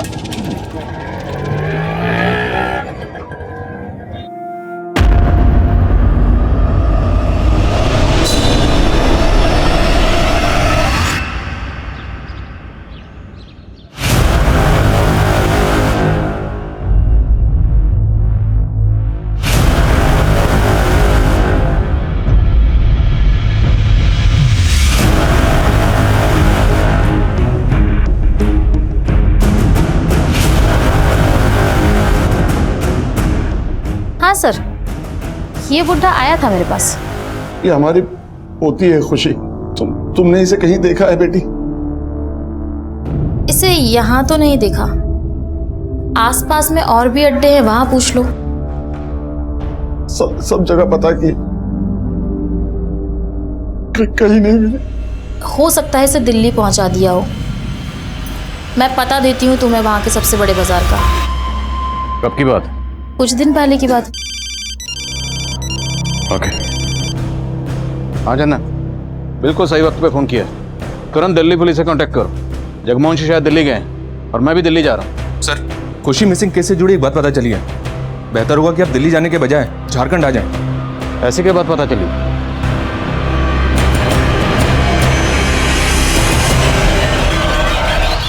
खुशी की क्लासमेट श्रेया मिश्रा का मर्डर होता है, वो भी ठीक उसी दिन जिस दिन खुशी गायब हुई। पर आप लोगों ने खुशी का केस इन्वेस्टिगेट किया ही नहीं। सर दरअसल खुशी के दादाजी से हमारी मुलाकात हुई नहीं थी। उन्हें तो हमारा एक कांस्टेबल मिसलीड कर रहा था सर। वो कांस्टेबल आपके थाने का है? जी sir. So it's collective responsibility. Excuse me sir. Yes sir. Shreya murder case में क्या लीड है? सर श्रेया के मर्डर केस में हमारे दो सस्पेक्ट थे। एक स्कूल का स्वीपर प्रकाश कुमार, लेकिन वो कभी हमारे हाथ ही नहीं लगा। दूसरा श्रेया के पिता मिलिंद मिश्रा। रोशनी जी सर। ट्रैक डाउन करो इस प्रकाश कुमार को। ओके। मिलिंद मिश्रा रहता कहाँ? सर, दिल्ली से इंस्पेक्टर चौन का फोन था। जगमोहन जी दिल्ली गए थे, लेकिन वहां से उन्हें कोई ऐसी इन्फॉर्मेशन मिली जिसकी वजह से वो मुंबई गए।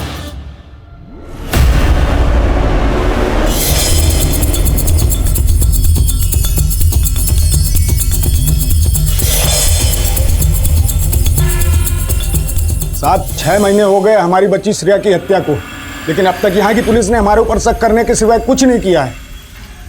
मिलन जी, आपका गुस्सा जायज है। मैं आप लोगों की हालत समझ सकता हूँ। अब ये केस हम हैंडल कर रहे हैं। हमें एक बात पता चली, जिस दिन आपकी बेटी श्रेया का कातिल हुआ उसी दिन उसकी क्लास की एक बच्ची गायब हुई, खुशी विश्वकर्मा। खुशी विश्वकर्मा? सर, उसने तो श्रेया की जान लेने की भी कोशिश की थी। सर, उसी ने हत्या की है मेरी बेटी की। नीलम, ऑफिस नहीं जाना क्या? कब तैयार होगी? उठ जा। मेरी तबीयत ठीक नहीं है, ऑफिस में कोई बहाना बना देना प्लीज। अच्छा चल ठीक है, अपना ध्यान रखना। Okay okay bye, thanks.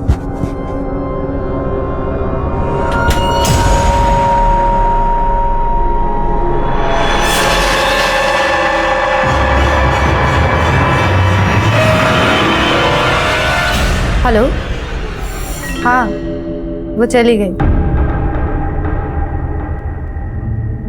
एक मिनट, ये 3 नंबर वाला स्क्रीन दिखाइए, फुटेज चेक कीजिए उस दिन का। फुटेज में साफ दिख रहा है सर कि उस दिन खुशी स्कूल आई थी, लेकिन खुशी ने यूनिफॉर्म नहीं पहनी। लेकिन सर एक बात तो पक्की है, उस दिन जरूर स्कूल में ऐसा कुछ हुआ था जिससे खुशी और श्रेया दोनों जुड़े। सर, स्वीपर प्रकाश कुमार का पता चल गया है। निकालना उस चूहे को बिल से। जी सर।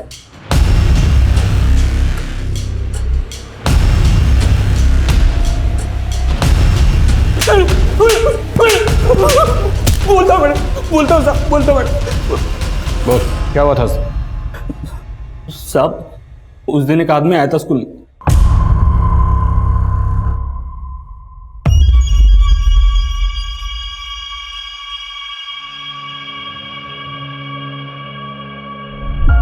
ओ भाई, ये आओ। क्या हुआ? अरे गेट खोल दो, उस स्कूल का कुछ सामान आया है, वो रखना है। भाई ये गेट तो नहीं खुलेगा, और कोई देख लेगा ना तो हमें डांटेगा। सामने से आइए, जाओ। अच्छा सुनो,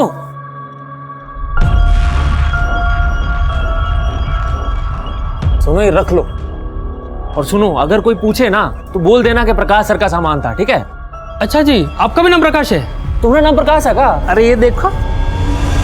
साले, तू बेवकूफ बनाता है। प्रकाश तो तेरा नाम है। सब उसने उसका भी नाम प्रकाश बताया था। आगे बोल।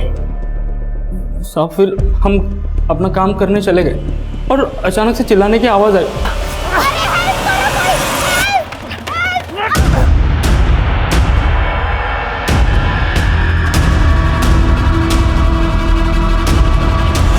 गाड़ी कौन सी थी?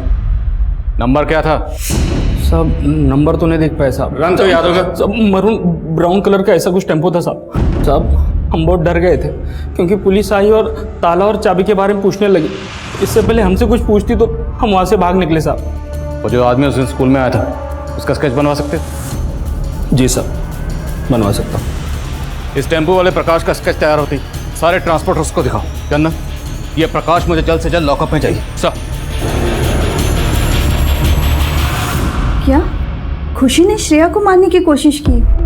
ये कैसी बात कर रहे हैं सर आप? मैम, ये बात खुद श्रेया के पेरेंट्स ने हमें बताई। श्रेया के पेरेंट्स? हाँ सर, मैं आपको बताती हूँ कि उस दिन क्या हुआ था। खुशी और श्रेया दोनों बहुत ही अच्छे दोस्त थे और ये जो कुछ भी हुआ ये अनजाने में हुआ था सर। श्रेया, ये ले आइसक्रीम। हाँ नहीं, हम नहीं खाएंगे। क्यों? हमें डॉक्टर ने मना किया है। अरे श्रेया, एक बार खाने से कुछ नहीं होता है, किसी को पता नहीं चलेगा। बहुत ड्रेस के खा ले। पता है, मुझे स्ट्रॉबेरी ना बचपन से पसंद था। बाबा हमारे लिए ना हमेशा ही लाते थे। अच्छा है ना?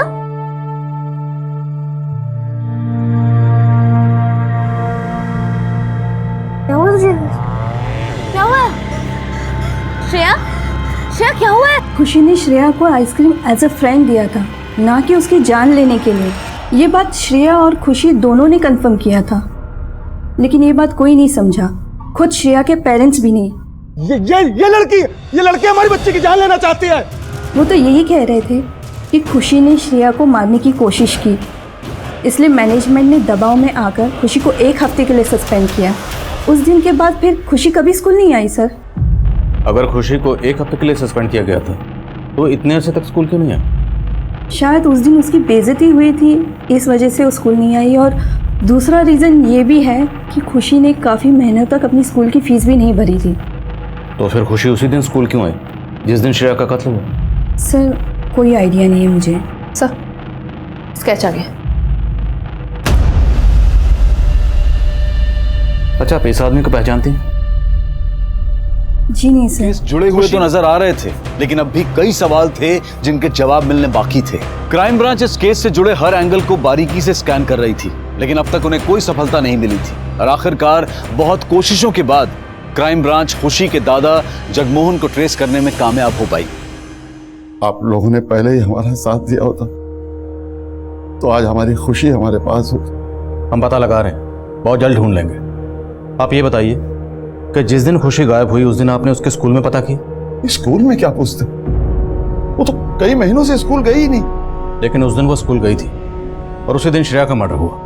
कहना क्या चाहते हैं आप? जगमोहन जी, मैं जो कह रहा हूं उसे शांति से सुनिएगा। श्रेया के घर वालों को ऐसा लगता है कि खुशी के स्कूल छोड़ने से कुछ महीने पहले खुशी ने श्रेया को मारने की कोशिश की थी। आइसक्रीम खिलाना जान से मारना होता है क्या? 14 साल की है खुशी और आपने उनकी बात पर विश्वास कर लिया। हम सिर्फ सबूत पर विश्वास करते हैं। हमें तो यह भी पता चला कि आपके ऊपर अपनी बेटे और बहू को मारने का इल्जाम भी लगा हुआ है। ये सच है कि हमारे बेटे का मनमुटाव चल रहा था, इसीलिए वो अपनी पत्नी और बच्ची को लेकर हमारा घर छोड़ के चला गया। हम सामान लेके बाहर जा रहे हैं, आ जाइएगा।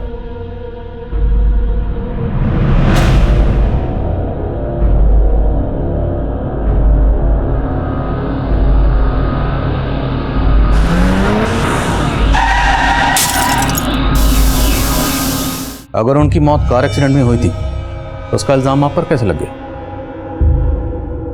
कार हमारी थी और ब्रेक भी फेल था और वो शोभा के भाई ने एक और एक मिलाकर 11 कर दिया। नहीं मरवाए ना मेरे जीजा को, इतना सब करने के बाद बोलता है कुछ किया नहीं है। ये कैसा एक्सीडेंट था जिसमें आपका बेटा और बहू दोनों मारे गए और पोती बच गई? नहीं, हमारी पोती भी उनके साथ मर गई थी। खुशी हमारी अपनी पोती नहीं है। खुशी आपकी जिंदगी में कैसी आई? हम तो यही मानते हैं सर कि भगवान ने खुशी को हमारी बिखरी हुई जिंदगी में खुशी लौटाने के लिए भेजा था। हमारे घर के सामने एक किराएदार रहता था, उसकी बेटी थी खुशी, लेकिन उसे खुशी से नफरत, उसके बाप को लड़का चाहिए था। और फिर एक रात खुशी बाहर खड़ी रो रही थी। उसके बाद हम कभी अकेले थे ही नहीं। खुशी को हमने अपनी पोती बना लिया, अपनी जान बना लिया। आप खुशी को कैसे भी ढूंढ के ले आइए साहब। हम खुशी को जल्द से जल्द ढूंढ निकालेंगे, अब बेफिक्र रहिए। सर, ये जगमोहन जी की कहानी तो इमोशनल है, पर मुझे अभी एक डाउट है। क्या? सर, इनकी माली हालत काफी खराब है, ऊपर से इनकम का भी कोई सोर्स नहीं है। खुशी की स्कूल फीस भी पिछले कई महीनों से बकाए थे।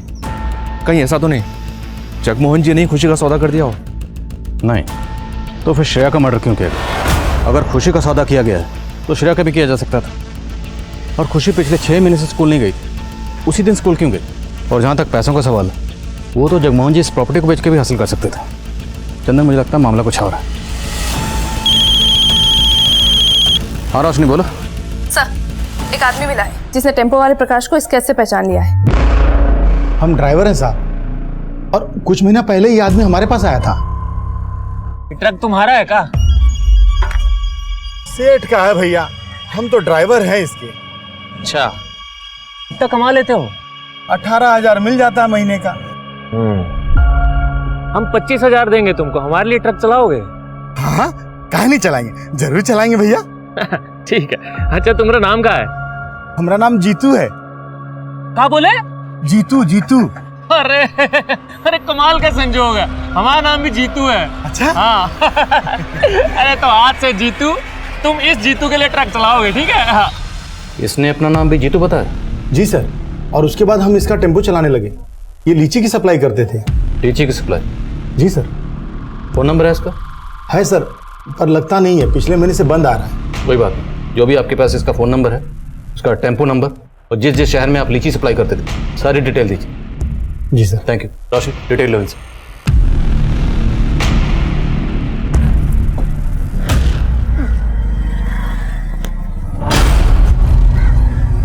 क्या बात है स्मृति, तुम मेरा पीछा कर रही हो? करिश्मा देखो, मैं तुम्हारा पीछा नहीं कर रही हूँ, बहुत जरूरी बात करनी है। मैं जानती हूँ तुम्हारे और नीलम के बीच क्या चल रहा है, बहुत दिनों से नोटिस कर रही हूँ। मेरी मानो, नीलम को छोड़ दो। ये मेरा पर्सनल मैटर है स्मृति, तुम इसमें इंटरफेयर क्यों कर रही हो? करिश्मा, आई रियली लव यू और मैं तुम्हें उसके साथ नहीं देख सकती। तुम जाओ यहाँ से और मेरे और नीलम के बीच कभी मत आना, समझी? नीलम तुम्हें धोखा दे रही है। बकवास बंद करो। मुझे भड़काने के लिए अगर नीलम के खिलाफ कुछ भी बोला ना तो मुंह तोड़ दूंगी तेरा, समझी? करिश्मा, तुम्हें अगर यकीन नहीं हो रहा ना तो मेरे साथ चलो, I can prove it. Sir, driver Jeetu ने जो टेम्पो नंबर बताया वो फर्जी है। सर, ये जीतू ड्राइवर टेम्पो को लेकर जयपुर, आगरा, चंडीगढ़, मुंबई, हैदराबाद इन शहरों में जाता था, लेकिन इन शहरों के किसी भी लीची डिस्ट्रीब्यूटर का ना तो हमारे पास प्रॉपर एड्रेस है और ना ही नंबर। फर्जी नंबर प्लेट लगाकर अलग अलग शहरों में टेम्पो भेज रहा था। पक्का कोई बड़ा जोन कर रहा होगा। राइट सर, कोई ना कोई इलीगल काम ही कर रहा होगा। ड्राइवर जीतू को इसलिए हायर किया होगा कि अगर किसी गलत काम में फंसे तो जीतू फंसे। काफ़ी शातिर आदमी है ये सर। शातिर तो है, जिससे मिलता है उसका नाम अपना लेता। जीतू से मिला तो जीतू बन गया और प्रकाश से मिला तो प्रकाश, जबकि इसका असली नाम कुछ और ही होगा। उस ट्रक के मालिक जीतू और प्रकाश की लीड की तलाश में पुलिस ने कुल 10 से भी ज्यादा शहरों को छान मारा था और उन्हें झारखंड के ही एक छोटे से गांव से एक महत्वपूर्ण जानकारी मिली जो पुलिस के लिए एक ब्रेक थ्रू साबित होने वाली थी। ये तो दुर्गा प्रसाद है। इत्तेफाक से हमारा नाम भी दुर्गा है। इसी बात से बात शुरू हुई। 4 साल पहले यह हमारे घर आया और हमारी बेटी को शहर लेके गया। लेकिन सर, नीलम ने अपनी माँ से कुछ दिनों पहले कांटेक्ट किया। उसने बताया कि वो मुंबई में एक अच्छी जॉब कर रही है, लेकिन कुछ हफ्तों से सर उसका मोबाइल फिर से बंद आ रहा है। सर, ये नीलम की फोटो। हाँ माँ, हाँ, नौकरी अच्छी मिल गई है, पगार भी बहुत अच्छा है। सर, जब नीलम की अपनी माँ से आखिरी बार बात हुई तब वो मुंबई के सबर्ब मलाड में रह रही थी। सर, ये प्रकाश और जीतू जिन शहरों में अपना टेम्पो बेचता था, वहाँ के सभी पुलिस थानों में मैंने इसका स्केच शेयर किया था। उनमें से चंडीगढ़ पुलिस ने कंफर्म किया है ये लड़कियों का सप्लायर है। गरीब घरों की लड़कियों को बहला फुसला कर शहर लेकर आता है और उन्हें बेच देता है।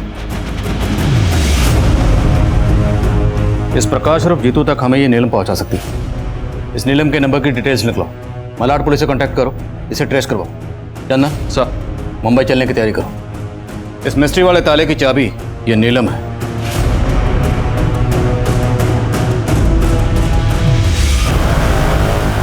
इस लड़की नीलम की हत्या 5 दिन पहले हुई है और वो भी इसके खुद के घर में। What?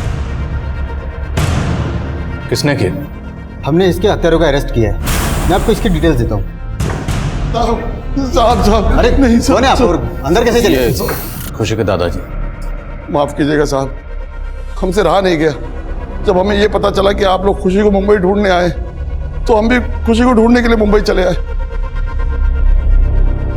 जगमोहन जी, हम खुशी को ढूंढने की पूरी कोशिश कर रहे हैं। जैसे ही खुशी को कुछ पता चलेगा हम खुद आपको इन्फॉर्म करेंगे। साहब, आप जल्दी से हमारी पोती को ढूंढ दीजिए। हम अपनी पोती को ढूंढने के लिए कुछ भी कर सकते हैं। बोलो, पहचानती हो इस आदमी को? 4 साल पहले ये आदमी नीलम को यहां लेकर आया था। ध्यान से देखो। सुमित, चलिए, आपको बुलाया।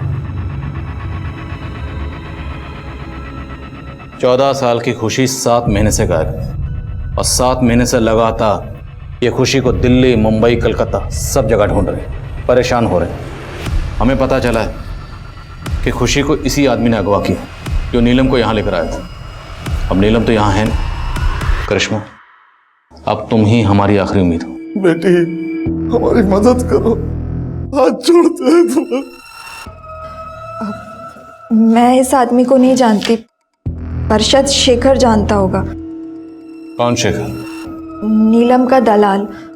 ये इंटरव्यू छोड़ और वापस काम पे आ जा, वरना तेरा ये याराना चल रहा है ना, उसका हवाई जहाज बना के उड़ा दूंगा मैं। सब सच बता दूंगा उसे। नीलम मुझे धोखा दे रही थी, प्रॉस्टिट्यूशन करती थी वो। उसने मुझे कभी नहीं बताया कि वो एक धंधे वाली है। पर यह बात तुम्हें कैसे पता चली? मैं भी करिश्मा से बहुत प्यार करती थी, लेकिन मेरे और करिश्मा के बीच वो नीलम आ गई थी। और मुझे पता चल गया था कि नीलम करिश्मा की गैर मौजूदगी में उसी के घर में धंधा कर रही थी। करिश्मा, तू इस वक्त बीमार थी ना? तुम, ये है तेरी बीमारी? करिश्मा, मैं तुझे सब कुछ बताती हूँ, मेरी बात सुन। मत छू मुझे। करिश्मा, करिश्मा देख, मैं तुझे नहीं छोड़ सकती, प्लीज समझने की कोशिश कर, मैं तुझे सब कुछ बताती हूँ।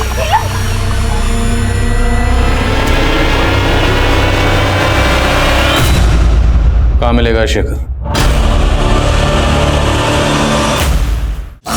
सर, ना इसका नाम जीतू है, ना प्रकाश, और ना ही दुर्गा प्रसाद। सर, इसका नाम सुनील है, सुनील दुबे। सर, ये लड़कियों का सप्लायर है। हाँ साहब,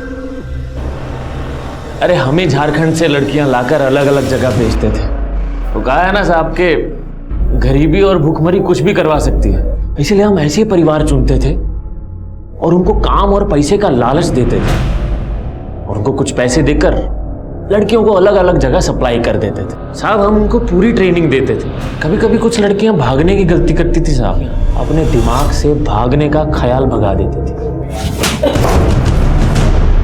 तूने खुशी को स्कूल से उठाया था, ये तेरा तरीका नहीं, किस कहने पर उठाया था? बोल बोल बोल, खुशी को किसके कहने पर किडनैप किया? बोल साहब, तो केशव के। कौन केशव? साहब, जगमोहन की बहू शोभा का छोटा भाई केशव।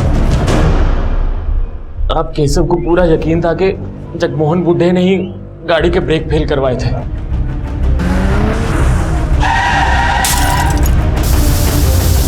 और वो ये भी समझ गया था कि वो जगमोहन को कानून के रास्ते सजा नहीं दिलवा पाएगा। अब इसीलिए उसने हमको फोन किया। सजा दीजिए हमको, सजा दीजिए, लेकिन उससे पहले उस जगमोहन को फांसी पे लटकाइए।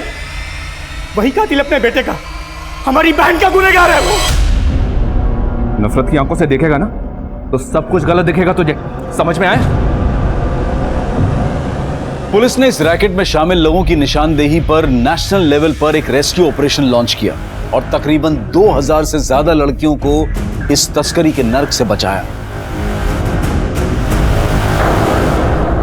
उनमें से एक लड़की खुशी भी थी। 8 महीने बाद खुशी अपने दादा के पास लौटी।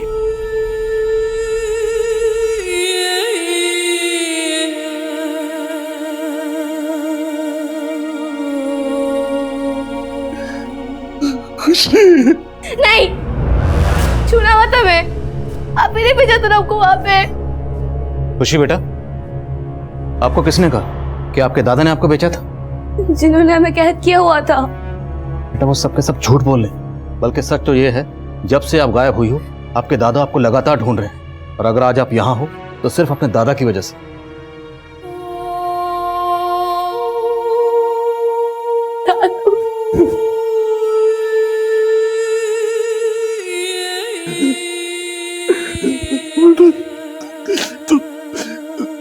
वो दिन स्कूल काहे गई थी? श्रेया का ऑपरेशन होने वाला था, हमें पता था उसके बाद हम उससे मिल नहीं पाएंगे। उससे गुड लक बोलने गए थे, लेकिन वहां पे उस आदमी ने हमको पकड़ लिया।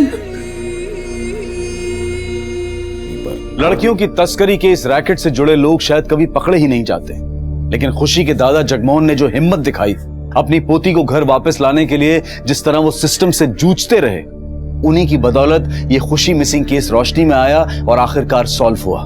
मानव तस्करी हमारे समाज का एक घिनौना सच है और इसके पनपने की कई वजह हैं, लेकिन उनमें से सबसे बड़ी वजह है गरीबी। और इस रैकेट को चलाने वाले गिद्ध ये बात अच्छी तरह से जानते हैं। अक्सर पैसे और बेहतर जिंदगी का लालच देकर वो गरीब माँ बाप के बच्चों को अपना शिकार बनाते हैं। अगर मानव तस्करी पर काबू पाना है तो उसके लिए सिर्फ पुलिस और प्रशासन को ही नहीं बल्कि पूरे समाज को आगे आना होगा। हम सबको एक जिम्मेदार और सतर्क नागरिक बनकर इस जुल्म के खिलाफ आवाज उठानी होगी, तभी हमारे बच्चे एक महफूज जिंदगी जी पाएंगे। अब मैं अनूप सोनी आपसे विदा लेता हूं, फिर मुलाकात होगी क्राइम पेट्रोल सतर्क के ब्लैक हेडलाइंस अध्याय में एक और नए केस के साथ। और याद रखें, क्राइम और आपके बीच में सिर्फ इतना फर्क है कि आप कितने सतर्क हैं। सतर्क रहें, सुरक्षित रहें। जय हिंद। इस तरह के और भी एपिसोड देखने के लिए हमारे चैनल को सब्सक्राइब करें और बेल आइकन दबाना ना भूलें।